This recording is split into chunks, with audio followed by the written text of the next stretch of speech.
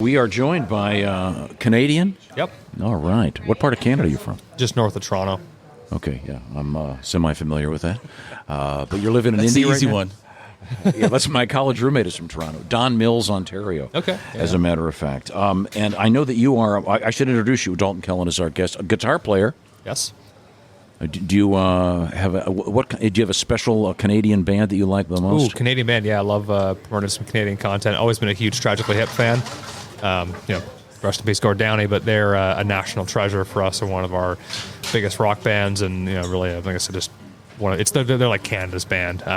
Big Rush fan, and more recent Canadian band that I like is the Sheepdogs. They're kind of like a classic rock, I'll have to check sort of it out. retro vibe. Yeah, they're. It's like they sound like they could have been late 60s. Now, have you ever listened to the old Guess Who stuff? Oh, yeah. Love the Guess Who, yeah. Now, this is a technical question, and we'll get to some interesting racing stuff in just a second. The guitar player for the Guess Who, how do you pronounce his last name? Randy Bachman? You say Bachman. Yeah. Okay. It's my understanding that he says Bachman. Oh, really? But if you say Bachman, he's cool with it.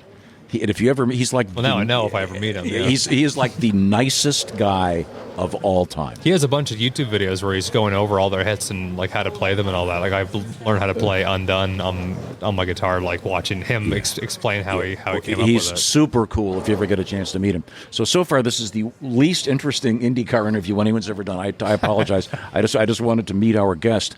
You had a little bit of a fender bender this month? Yeah, we definitely bent the fenders in turn one there. Pretty much took the left side of the car off. Was trying to go around Grosjean. Got kind of hung up to dry there, and up in the marbles, looped it, tagged the outside wall. But testament to the safety of these cars and of this racetrack. Walked away fine. My left foot was a little sore, but I'm feeling good now. No lingering soreness, and the car is gonna be ready to go. What are they still talking to you when that goes on? As after you come to a stop, do they say, "How are you"? Is there some kind of protocol? Yeah, I mean, I was yelling profanities on the radio before the car even came to a stop, so the communication's definitely still going. But serious note, yes, they're keying up, asking how I'm doing and all that, and that's some important piece of information for them to have. And then here in IndyCar, we have the best safety team in the business with the AMR safety crew. They were pretty much at my side, out of the truck, checking on me about 6 seconds after my car came to a stop. Wow. And you work for Mr. AJ Foyt. Yep. I mean, you probably asked about that a lot. What's your response? It's an honor to get to race for his team and represent their legacy here at the Indianapolis Motor Speedway. AJ is certainly the most prolific and famous name here, and so much success over the years, and we're all really pushing hard to try to bring that success back to the team, and it's just an honor to be part of that program. Is he able to give you very specific pointers about racing, or are the cars so different than 20 years ago that?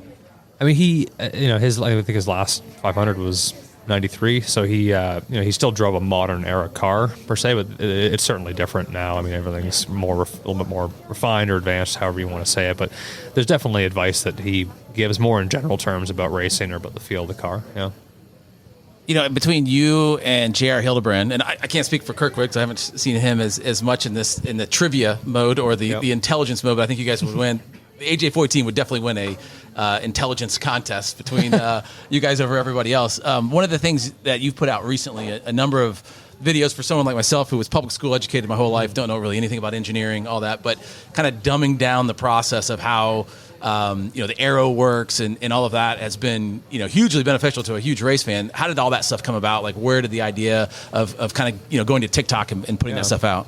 So I have an engineering degree, a degree in engineering physics from Queen's University in Kingston, Ontario, and the promoting STEM education has been something I've really been trying to do my entire racing career. And with the bigger platform in IndyCar, I continue to work with doing school visits and the programs that I work with. But having this platform on TikTok really let me, as you said, kind of sort of simplify some of these concepts and explain things that even maybe diehard race fans don't fully grasp, and not from a lack of knowledge or understanding, just that people aren't talking about it. So I really just wanted to open the doors to what's going on behind the scenes. I think Richard Feynman said you don't understand something truly until you can explain it simply, and it's actually been interesting for me because I've been looking back at old textbooks and actually really making sure I have a firm grasp on these concepts before I'm rehashing it and putting all those videos out there. It's amazing. Instead of talking about swallowing Tide Pods, you've got someone on TikTok quoting Richard Feynman. It's sort of a different school of thought. We're speaking with Dalton Kellet. He is a distinguished IndyCar driver working for Mr. A.J. Foyt. I know he's got a lot to do. Let's give him one more question. Let him get out of here. How many followers have you gained after the Formula One fastest car comments? Those have been awesome, and the banter with that, has been really good. Yeah, and you know what? That was one of those videos where, like, obviously it was a little tongue in cheek. Like, no one's arguing that an F1 car on a road course that they're designed for would be slower than IndyCar. Like, we know they would lap a track faster, but we still hit higher top speeds here at the Indianapolis Motor Speedway, and our minimum corner speeds are faster than any minimum corner speed in Formula One. So that's nothing to scoff at. But it was funny just to kind of stir the pot a little bit and see people get a bit out of sorts over that one. Yeah, I loved it. It was a great job. I think I gained like 2,000 followers easily, from that, so I guess it worked. Yeah, absolutely. Now that we've established your Mensa credentials, I thought I would dumb down the interview by asking, do you do any impressions of anyone, other drivers, famous Canadians? No, I'm not really much of a impression comedy person, no. Okay, now, do you sell your own helmet? Is that how that works? Do I sell them? Sorry? Do you know your helmet? Is the sponsorship on the helmet something that you're in charge of? Sometimes. That's a space that I have. My teammates messing with me behind me.